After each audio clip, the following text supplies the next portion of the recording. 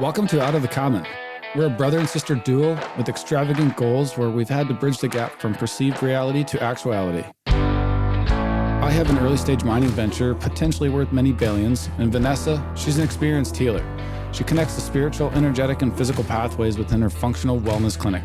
Join us here every week as we discuss some of life's adventures, current events, and ways in which true healing happens. By experiencing life through a different lens, you may indeed just find the path that's right for you, and that is what we hope to achieve.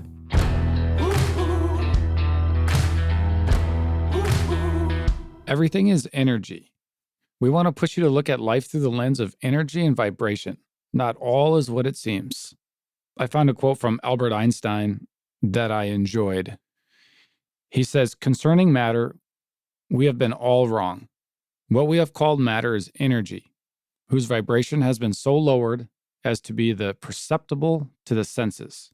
There is no matter." Essentially, everything comes down to a vibration. That's what he's saying. That's where it all starts. That's what makes up matter. That's what we see. That's what we feel. If we can break it down, it starts as a vibration. And essentially, there's a difference between energy and frequency. Technically, energy is the potential for doing work. Okay, before something can move or before something can heat up or before it can change forms, it needs energy to do that. And if you remember back to class, it's like energy can't be created or destroyed, it changes forms. Frequency is defined as the number of waves that pass a fixed point. Okay, this is typically measured in hertz. So although there's a difference between what energy is and frequency is, we're going to be referring to the terms interchangeably just to connect with you, as it might make sense to you that it's energy. It might make sense to you to think of it as a vibration. It might make sense to you to think of it as frequency. So we're not going to get as technical as the definitions are, but we'll refer to kind of all of it. And, in life, in the big scheme of things, there's energy all around us. So to think that there isn't energy or everything isn't energy is kind of crazy, because how things are measured and how a lot of the earth and world functions is because of what's referred to as the electromagnetic spectrum. And this is a range of frequencies. Okay, it starts low and it goes high. You've heard of things called radio waves, microwaves, infrared. Then we have visible light, right? How we see light is frequency, ultraviolet, X-ray, gamma. You've probably heard of all these things and not necessarily knowing what they are, what they do, but it's just a frequency. And they're not good or bad. It all depends on how those frequencies interact with us. Isn't that crazy, though, that until the 1800s, visible light was the only part of the electromagnetic spectrum that was known? It is, because we think what we know now, we've known forever and we've known for so long, but that hasn't been that long. And actually, they didn't think at about that time, they didn't think anything else existed in terms of energy. They thought it was just visible light. And then they started to do more studies and expanded. So about the 1850s, 1860s, we knew a whole lot more of the electromagnetic spectrum. But we functioned up until that point, understanding that there was energy and that people interact with energy, plants interacted with energy, but we couldn't measure it. And now look at now we measure it and we can't feel it. Not only that, but they're doing all the research on the quantum field. Right. So now we're getting into more which is quantum energy, quantum mechanics. Always been there. Right. But it's funny back then, right? You thought that was all there was to know. Mm-hmm. And now we have new computers coming out every day. We have blockchain, cryptocurrency, displacing physical currency. And we have so much more information that's been coming out over the last 15 plus years, give or take, on quantum physics. And technology has changed because of a lot of this so fast in the last 20 years. But that's not even the tip of the iceberg. There's so much more. And it's like, okay, how fast can we change with it? And how much can we grasp, right? And I think sometimes... How much are they willing to release? Well, that's the other side of this. Once we get into this deeper, I know we'll talk about Tesla because that comes up, especially with music frequencies. But you're right. How much is already known and researched and how much is yet to be figured out and discovered? And it's probably just a continual journey that will never have an end. Maybe. So one other resonance or frequency that some people have probably heard about, and that connects completely to Human healing is the Schumann resonance. And the Schumann resonance is literally global electromagnetic resonances. And it's that resonance in and of itself is generated by lightning discharges. And typically, there's about 8.6 million lightning strikes daily that create this charge or this field around the earth. But what did you say about prayer and meditation earlier? It will affect the Schumann resonance. So if we have a lot of people praying or meditating at the same time, It's going to have an it's impact, going to have a huge impact. You're going to see the spike in the human resonance. which is amazing because the Schumann resonance we measure. We're actually measuring it every day. And you can look this up and you can look up the graphs. And so to see then how prayer or meditation has an impact on that is just amazing, because I think some people doubt prayer, meditation, mindfulness, if it's having an impact on human healing. And it's like, if we can change the energy, the freaking magnetic field around the earth, yeah, of course we're going to change ourselves. If you had a town, village, city, anything really, where there's a group of people praying, you'd be able to see it from space as a light force, which is That's- pretty cool. that's so neat. That's some energy you're creating. Mm-hmm. That's pretty neat. Mm-hmm. So yeah, we think these thoughts, or we do these things, or we have these words on paper, and underneath all of that is just an energy. It just comes down to a frequency. Oh gosh, I'm jumping in here, but you just said it. Words on paper. Words have frequencies. Words carry an energy. Spells, spelling, Ooh. right? Mm-hmm. Hate carries a different vibrational frequency than love. Sorry, I'm digressing. No. Let's go with that. So before it's a word on paper, it's a thought in your head. And before it's truly a thought, it's an energy. Thoughts are energy. But take that back one step and think about what you think about. Okay. The thoughts that go through your head that you don't say, because we were taught growing up, it's okay to think it, just don't say it. Actually, those thoughts have power. Sticks and stones can break my bones, but words can never hurt me. Well, Total bullshit. it is. And if the words never come out, then we think, oh, thoughts can do no harm. Thoughts have an energy too. So if you look at someone and you go, ugh, I don't want to see them, you say that in your head, but then outwardly you go, hi, nice to see you. They felt, ugh, I don't want to see them first. If you That's think how you can pick up on this BS between people. Yeah. If you think you can or you can't, you're right. Correct. But those sayings were so annoying in school growing up because they were just sayings. No one ever explained why they were correct or what they meant or the power of them. People just said them. No one understood it. Just sounded cool. It's something you passed down. Right. It's something that would cheer someone up or you'd use to motivate. But it's true. It's ultimately true. And this is kind of the cool thing going into thoughts and energy of like how we see. So the only reason we see light is because it's a frequency. That's all it is to our brain. It comes in as a frequency. And the reason we see different colors of light is because of their wavelength.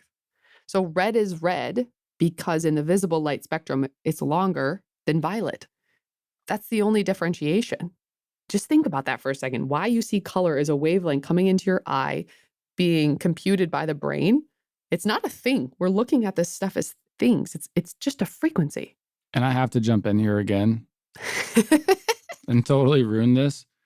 But I think it's so cool. And a lot of people have been blown away by it also. The words on the paper. There's been a lot of testing that's been done that we haven't had the supplement or the proper instrument at the time, depending on where we are, or if it's a remote analysis, write the words on the paper and you can trigger the body, or you can write the supplement on the paper and you will have that frequency. It's so cool. It is so cool. And that's how I think how it's expanded us in ways because, we were certain areas we didn't have what we needed. And it was like, well, write it down, right? That word's got energy. The fact that you're putting it in your energy field, like you're putting the energy out there that it's going to work, it's going to be helpful. And so both of those are empowering. I was at a seminar maybe 5 or so years ago, and we were drilling with different muscle testing and functional neurology. And I was working with this naturopath out of Canada and then his associate. She was a naturopath as well. Anyway, she needed something. We didn't have it there. And she said, just matter of factly, I loved it. She's like, that's okay. I'll just integrate it into my energy field. Just through her mind. She's like, I'll just put it in my energy field so I'll have it the rest of the day. I step back and go, wow. A, she truly gets this. B, she understands energy. And I thought it was so cool that just totally normal to her. She's like, yeah, I'll just know I have it with me and I'll put it in my energy field. It's good for her. Because that's kind of what this comes down to is we're interacting with humans, we're interacting with plants and animals, and they're interacting with one another by way of energy and frequency. I mean, that's how we discovered the giant mineral deposit down in Mexico was with energy. How many, I don't know the right word, miners, if that's the right word, or geophysicists or people who have minds, how many do you think use frequency to figure it out? Well, I 'Cause will in a way, say, they're all using frequency. yeah, no, there's a difference because the geophysics is frequency, whether it's airborne or ground, it is frequency. But we didn't use that. We used energy in a way and in a manner in which we could detect that before we got to that stage, because everything happens in stages. But And I don't want to get too far into it. I just wanted to say, like, energy is used as we're seeing across many spectrums. But even just think of that, geophysicists for minerals. You're shooting frequencies into the ground and to see what comes up, to see the depth, to see the mineral, the rock, what's there, right? See what's bouncing back. That's how it's figured out. Because every element has its own frequency. So then everything, literally everything, living thing has its own frequency. So the essence of life are all of these frequencies interacting with one another. That's what's happening. Right. I like the pathogens too, because of Royal Rife and what he did. And he did create microscopes. He was a pioneer back in the late 1800s, early 1900s. But his main research and premise was that all these bugs, I'll call them pathogens, viruses, have their own frequency. So that means there's another or multiple other frequencies they can use to blow up those cells, to destroy those cells. Or essentially make them inert. Yeah. Imagine that. Okay, we're at a time where there's a pandemic because of a virus or something, and there's a way in which we could potentially use frequencies to heal or to disengage something. That's powerful. That's really powerful. It can also be used to harm. Everything, right? It could be used to benefit or to harm. Now that you're relating it to this pandemic, right? There are frequencies out there that are in disharmony with the body or that are detrimental to the body. So what are those? There's a number of detrimental frequencies, negative EMFs, if you will. Wi-Fi is the biggest one. Stray energy that nobody realizes. You know, we've always been taught, don't stand in front of the microwave because of the radiation it comes off. But you know what's also really big these days, because it's going up everywhere, is high tension power lines. They're throwing off so much energy and stray frequencies that are affecting a lot of people that are living by them and animals if they're running through the countryside. So a couple of things detrimental frequencies do is they disrupt communication, cellular communication in the body, but also certain ones make us burn through vitamins and minerals at a faster rate. So we're constantly depleting ourselves. What they found specifically with cell phone radiation is that it can make us burn through these things so quickly and shift the frequency that it can actually start to change our DNA, which is really powerful because there's very few things that can change DNA. There's epigenetics. We can turn genes on and off. We can't necessarily change our genes overall. So this is kind of overriding patterning, which is just mind-blowing. It's mind-blowing how this stuff works. And certainly there's things we're surrounded by that are not helpful, but there's a lot of things around us that actually are helpful. And I think there's a lot of ways in which we can become more resilient to this stuff. Also with that, all of our organs in the body have their own frequency. So not only do us humans, but each organ does. So you're talking about, you know, the negative EMFs that are disrupting communication.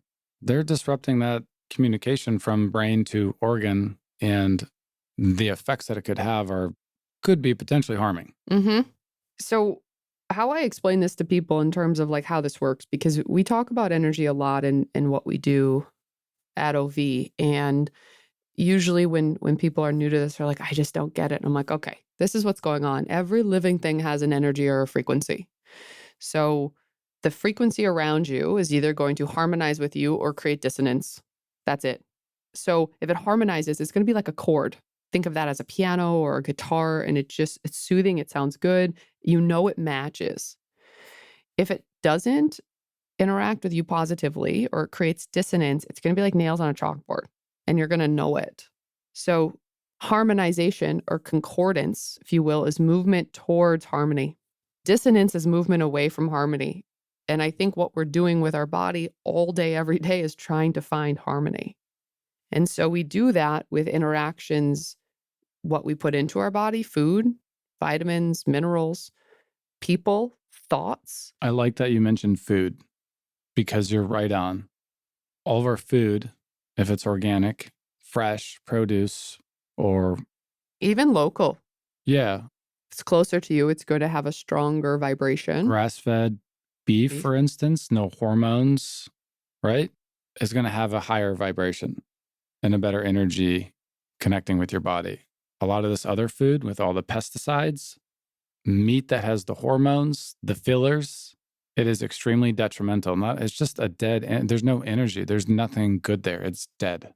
So there's a really cool book called The Invisible Power Within Foods.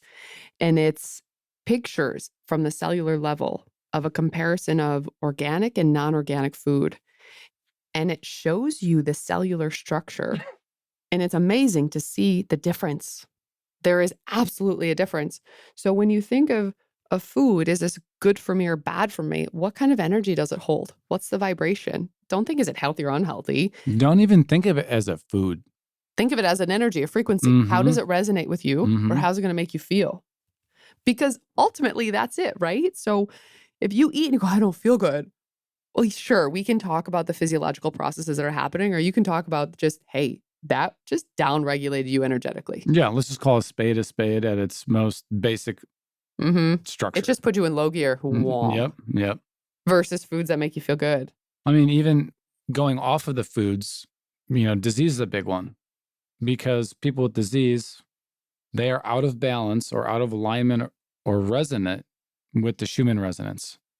Now think about that for a second. So we're taught to think of disease as this thing we have, this thing we can never get rid of. What if it's just us out of harmony or balance? And what if when it's not that we're not in balance with ourselves, we're not in balance with Earth. We're not in balance with the greater energy and frequency encompassing us. So I have a fight with you. We're arguing. We don't talk.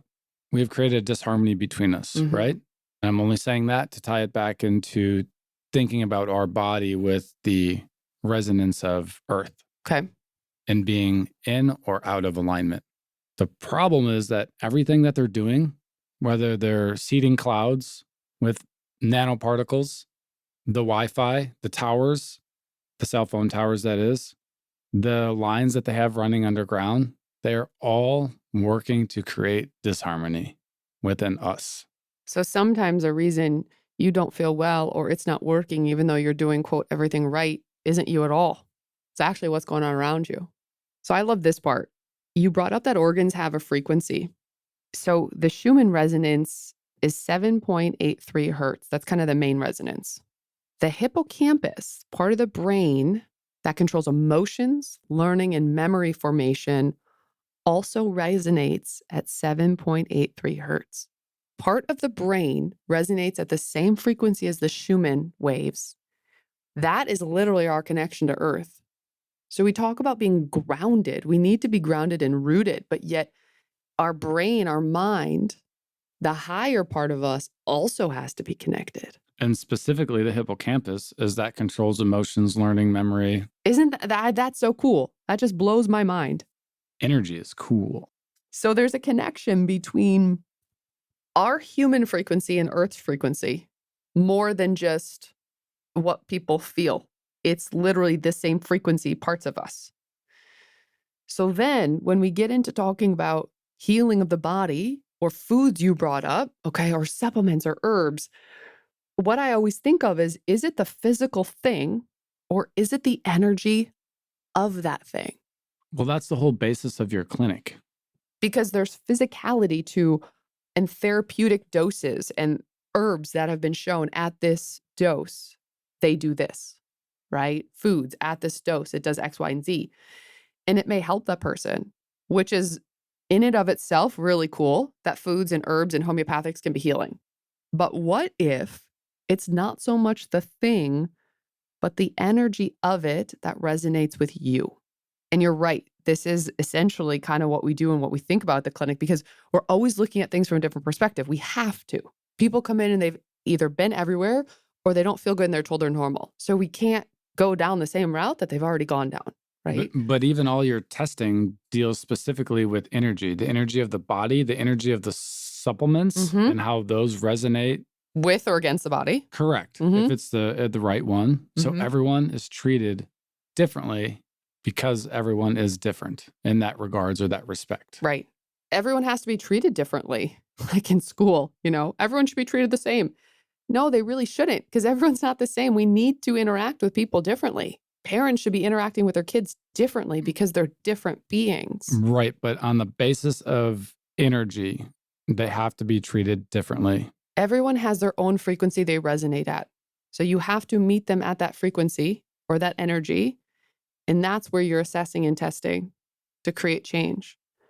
That's also why we work with certain supplement companies, nutritional companies, homeopathic companies, is not so much that it's this food or it was grown in this way or it was processed this way. All of that's really helpful. But some of them take it to a different level. They're layering these herbs or homeopathics in their remedy to create something greater. Okay. And Physica Energetics does this. This is literally their founding principle, that the product, the end product, is greater than the sum of its parts. They have a product, this is just really neat, that has the Schumann Resonance in it, but it has all of them, okay, in ascending order, and they're layered in that way energetically, which then creates, when you put all these frequencies together, it creates a homochord. And the chord is more perfect than one frequency by itself. So you're working physically with what you're doing, but then all of those frequencies work on the body on an energetic level at the same time. So that's cool. I mean, what we do is so different than what most people do, right? Look at blood work and it's like, oh, you're deficient X, Y, and Z. Why? Right? How are you using that stuff? How can we get your body to work more efficiently? And when you have companies and people that are making this stuff and get it, it makes it fun. And that brings us into even cold laser, PEMF, right? The whole reason cold laser works is because it's a specific wavelength. There are certain frequencies within red light and also now within violet or blue that when they hit the cell, they shift cellular processes. So why we use cold laser is because the frequencies within actually trigger the mitochondria to make ATP or cellular energy. That's what frequency is doing to us. That's also why the PEMF therapy. Think of it as a whole body, 100 trillion cells battery recharger. You're using positive electromagnetic frequencies to enhance overall health and well-being. But with this, you're influencing cell behavior with the electrical changes. This then activates and regenerates the body at that cellular level. So you're using frequencies to shift cellular processes to enhance overall function. Absolutely. And think of your body like a musical instrument. And this is kind of where the amp coil comes in, because this is something else that's used. But every cell in the body needs to stay tuned to a specific frequency to function optimally. Even your metals, microbes, toxins, stress, and many other factors can pull your cells out of tune, kind of like we talked about before with the disharmony in different EMFs. It's a good way to think about it, being in tune. We need to tune our own bodies, starting at the cellular level, getting to organs, getting to organ communication, mind, body, spirit connection. But then we need to tune all of that with what's around us. So the amp coil, I think, is pretty neat, or at least PEMF therapy, because you don't have to take anything. You're not ingesting anything. It's non-invasive. You don't have to test. Like, you just allow the frequencies to work for you. With your body and put your cells back in harmony, which then helps you become more in harmony with the earth on a bigger scale. And allows you to be more resilient and then adaptive. Yes. So I don't know if you remember, you must remember this. We grew up in just a very different lifestyle. And the benefit to that, and our father being a chiropractor, is he was always kind of looking outside the box. And so we were trying different things. But we had something when we were younger called a Beitar bed. And it was a bed, essentially a mat that had speakers underneath it. And you'd play certain music and the frequencies would come up. So you had headphones on, you'd listen to the music, but then you'd feel the music. And this was like the first, I would say, entrance to this field, because we weren't using specific frequencies to resonate with us. We were just using healing frequencies in general, healing music in general. Healing music, yeah, because you had the headphones on too. It would kind of put you into like a theta brainwave, which was meditative. So it had many aspects, but I remember growing up with that and I loved it. We would use it before exams. We'd use it before exercise and Sporting events. huge. Yeah. Whenever we had to compete, we would use it, which is really neat. And it's like, if we had that today, I would use it, but I would love to upgrade it. Oh, it definitely needs to be upgraded. And I think when we found amp coil, I think that's the upgrade from it in many ways. In many ways, I think you're right. That brings us to the next point of the frequencies and the healing over to the mind. And the brain. So why some of these things work, at least from the brain and the nervous system levels, because of the different brain waves. So we can harness these different brain states to allow them to work for us rather than against us. So there's 4 main categories of brain waves. Okay, and these are measured on an EEG. That's how we know about them. Essentially, they're electrical voltage oscillating in the brain. Okay, that's what's happening. The 4 main ones are beta, alpha, theta, and delta. Okay, beta is like normal waking state. That's where you and I are talking, Chris. It's people when they're listening. Usually they're in beta. Okay, they're alert, they're engaged. It's day-to-day life. Then there's alpha. This is relaxed and passive attention.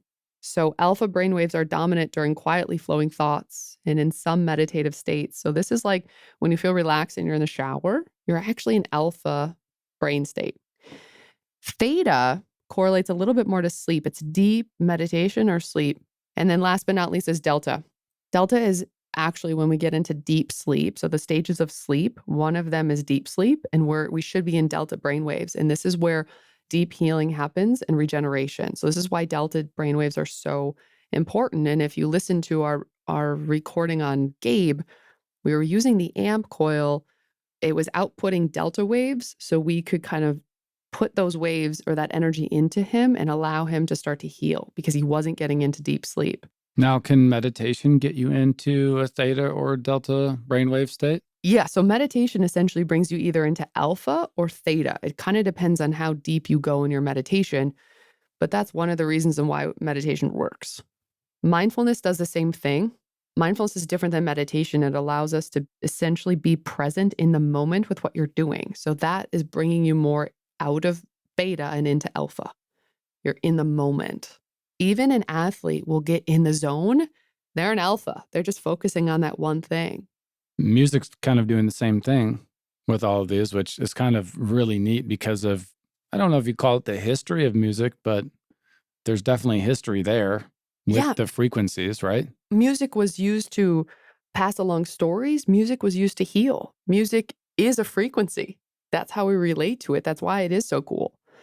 We can talk a little bit about something called the Solfeggio tones. And I think a lot of people are familiar with these, but maybe not so much everyone, because the Solfeggio frequencies or tones are kind of this link between mathematics and religion. And so over the years, they've gotten poo-pooed and shunned because people only look at them from one perspective. But it's actually really neat in the way in which it came to be. And then that kind of describes our whole scale of why we have a scale.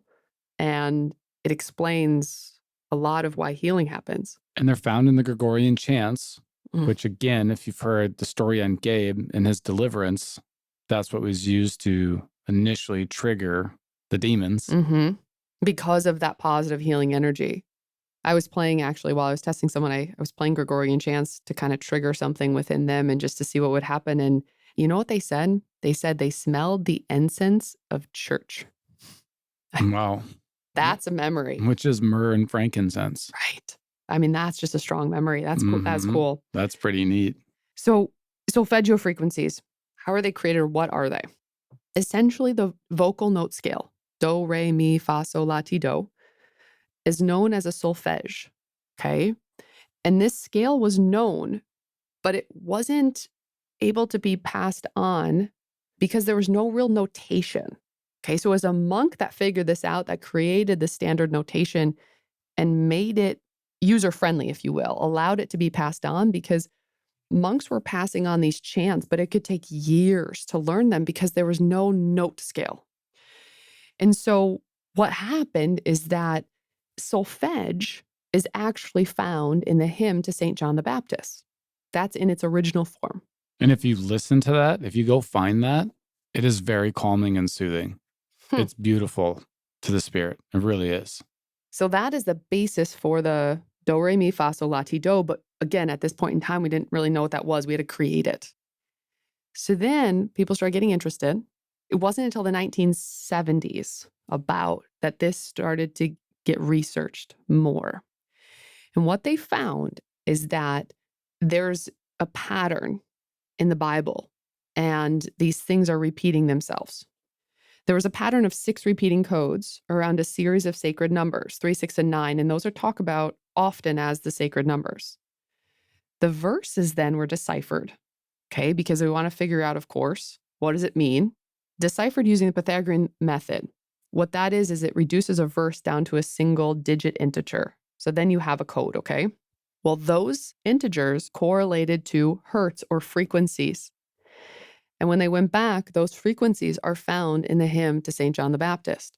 So each frequency correlates to a different hertz and a different color. So the solfeggio frequencies start at 396 and they end at 852. And each frequency correlates to a different part of the body, a different kind of awakening, and a different way in which to initiate healing. From DNA repair to love to compassion to removing negative energy. I believe each tribe of Israel has its own color as well. Interesting. Mm-hmm. So, Chris, you started talking about Einstein, or a quote from Einstein at the beginning, and a lot of people will know that Tesla talks a lot about energy and frequency. That was kind of his basis. And he has a wonderful quote. He's got a lot of wonderful quotes. I'm just going to throw that in there. Why don't you read this one then? This specific one, he says, if you only knew the magnificence of the 3, 6, and 9, then you would hold the key to the universe. He also speaks that way about energy and vibration, that you would understand the universe. And he also says all life is energy. All energy is electromagnetic. Everything comes back down to energy, frequency, and vibration. Mm-hmm. I mean, the spirit, our spirit itself is energy. We're light beings. We're spiritual beings, spiritual bodies. We're spiritual beings first, spiritual bodies second, always. But if you want to talk about energy, the Bible, the living word, that has energy. The way in which it's written has energy. In fact, we're going to have a lady on by the name of Sherry Potter, and she's going to be coming up soon to spend some time with us and talk about her work. And it all revolves around the Bible. But there's a book that she published that has the Bible and Revelations in order. And as it reads... In chronological order. Yeah, chronological order. So as it reads as one big frequency. I would say the frequency, which is very fascinating. And when she did that is when she started getting phone calls. How did you do this? Who are you? What did you do? Because no one has ever done it, correct? Correct. But what she found out is that a lot of people were trying and hadn't ever succeeded. They tried to put things in order, chronological order, but they always missed something or many things. So in the way in which it's written, it's a seal. In fact, the book is called Sealed Revelations. So if you have a chance, go take a look at it, go buy one, because it's a fantastic feeling. Energetic, spiritual seal. So that's really neat of putting, now we have that words have frequency, thoughts have frequency, we are frequency, but then the way in which we put them in order creates a greater frequency and a greater power. And I said it before, and obviously this is going towards the left-hand path a little bit, but spells. Black magic's all about the words and the order in which they're laid out. And there's your spell, there's your curse.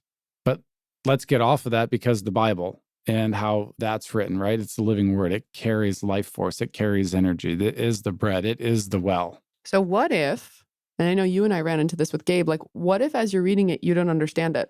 Don't understand what? The Bible, the words, doesn't matter because it has a greater energy. It doesn't. And that's the cool thing. So if you put the Bible on audio, it's affecting your spirit. Your spirit knows truth. It's our brains that screw everything up or want to screw everything up. So there's one way to understand this of conceptually understanding what happened, when, why. Which is very important. The stories and everything you get up, don't get me wrong, is extremely important. But there's the other side of maybe don't beat yourself up if you're not getting it, or for whatever reason, don't get that part. Just take it in. Mm-hmm. Some of my mentors. We have a cool product coming out that I want everybody to use, but it has to do with frequencies. It has to do with the Bible being laid underneath it. So it goes back to what you were just talking about. If you can get into a theta brainwave state, you're bypassing the conscious basically and go right to the subconscious. My mentors used to joke about this and us back and forth of just having a book next to us while we sleep. Like not even reading it, not having it, just having the energy there. And it's like, how much do you pick up? You know, that was kind of like woo-woo stuff and voodoo stuff. And, you know, there's something about it. We don't have to, that's what speed reading is reading fast, but comprehending it. But you're not lamenting on every word. There's an energy there that you're picking up, which is cool. We talked about energy, frequency, but for what? Right. We can heal ourselves with it, but how does it relate to everyday life? And honestly, I get jazzed talking about what we do and why and what we see at the clinic. But honestly, the thing I love most is like just interacting with people. And when you meet someone, what's that energy there? Their energy precedes them. Sometimes you connect with them right away. Best friends forever, right? Sometimes like, ugh, what is that? But when you start to understand the stuff as energy, you can pick that up. As you said, it precedes them before you actually meet them. So just bring it down to a more localized scale, how you're interacting with people, how you feel after you run into them. Did you go to the grocery store and you were in a good mood and walk out feeling horrible, right? Because there's things that we can do and things that we can be more aware of because of it. It allows us to interact with people with greater understanding.